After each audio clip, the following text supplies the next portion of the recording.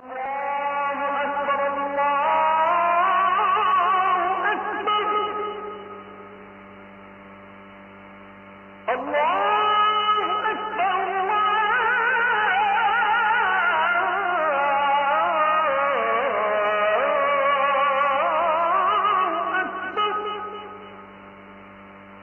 মার পেটের বোন, নিজের মা, একই থলি থেকে আসছে। থলি বুঝলেন তো নাকি? একই মার থলে থেকে আসছে, একই মার পেট থেকে আসা একটা ভাই একটা বোন। ভাইটা বোনকে সম্পদ বুঝায় দেয় না, সম্পদ চাইলেই সব গরুর মতো বাঁধে। আমার মায়েরা যা খুশি এখন, হুজুর ভালো করে এখন ভাই কিছু বসে আছে, বসান দেন। বলবো কিছু কথা বলবো। আজকে আমি যে সাবজেক্ট ধরেছি, জীবনে আপনারা আমাকে আর দাওয়াতই দিবেন, কারণ বোনের সম্পত্তি বের হয়ে যাবে, আর দাওয়াত দিবেন আপনারা? রাগ করতেছেন নাকি আপনারা? বোনকে বোনের অধিকার দিয়ে দেন, প্রতিবেশীকে প্রতিবেশীর অধিকার দিয়ে দেন, মাকে মার হক দিয়ে দেন, নিজের ভাইকে ভাইয়ের হক দিয়ে দেন। যার যে প্রাপ্যতা বুঝিয়ে দেন, আল্লাহ আপনাকে জান্নাত বুঝায় দিবেন। আর বুঝায় দিবেন না মেরে খাবেন, হক মারবেন, আল্লাহ আপনাকে জাহান্নামের মধ্যে ঘুতায় ঘুতায় ঢোকাবেন।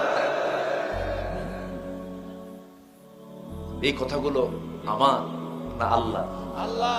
রাগ যদি করেন আমার উপরে রাগ করে লাভ আছে? রাগ করবেন কার উপরে? আল্লাহর উপরে। আল্লাহর উপর রাগ করা যাবে? হুজুর প্যাসে পড়ে কইছি নাকি? কেমনে যেন কইলাম বুঝি নাই। আল্লাহর উপরে রাগ করে লাভ আমার হবে? আমার লাভ, আমার লস। হক নষ্ট করা যাবে না। কত চালাক ভাই বোনকে সম্পদ দেবে না, কত টেকনিক করে বোন পাবে কোটি টাকার সম্পদ। ভাই চলে যায় বোনের জমিতে লাগানো জমির ধান বেচে, ওমরায় চলে গেল, হজে চলে গেল। হজে যাওয়ার পরে হজ থেকে ফেরার পথে 2 লক্ষ টাকার একটা চেন কিনে আনলো। চেন কিনে এনে বাড়িতে আসার পর বোনকে দাওয়াত দিয়ে বলল, বোন আসো, ওমরা করে আসছি, জমজম পানি আনছি, আজোয়া খেজুর নিয়ে এসেছি তোমার জন্য। কাবার ভিতরে মাতাফে বসে বসে দোয়া করেছি তোমার জন্য, বোন তোমার মেয়েটার জন্য বিয়ে হয়, তোমার ভাইটার জন্য বিয়ে হয়। কি পাম দিচ্ছে দেখেন। এত কথা বলে বোনকে পাশে বসায়া সুন্দর করে মিষ্টি পিঠা সব কিছু খাওয়ায় দিয়া সব শেষ পাশে বসে বড় ভাই বোনের পাশে বসে অথবা ছোট ভাই বোনের পাশে বসে বলে, বোন একটা কথা বলি তোমার জন্য, দেখো পেটে স্বর্ণের চেন নিয়ে আসছে, একটা গলায় পড়ায়া দেই। গলায় পড়ায়া দিয়া কোটি টাকার সম্পদ ভাই দখল করে 2 লক্ষ টাকার চেন গলায় দিয়ে বলে, বোন একটা কথা বলি কি, অংশ নিলে কিন্তু ধ্বংস হয়। কত বড় বাটপা আছে, আস্তে আছে, এগুলো আছে। এখন এটা আমরা বললে পরিবেশ থাকবে। আচ্ছা শুনছেন মনে হয়? হ্যাঁ, সিরিয়াসগঞ্জ ও তো নাই দেশে। খেলা হবে, খেলবেন কার সাথে? এটার যিনি মানে রচয়িতা, এই কথা প্রায় প্রায় যে বলতো, সে তো না বলেই চলে গেছে। ফিরে আসার সম্ভাবনাও নাই। ফিরবে কেমনে? 28 লক্ষ কোটি টাকার হিসাব দিয়া এরপরে ঢুকতে হবে। আসতে কোন কেন? আল্লাহ না করুন জুলাই যোদ্ধা ওসমান হাদির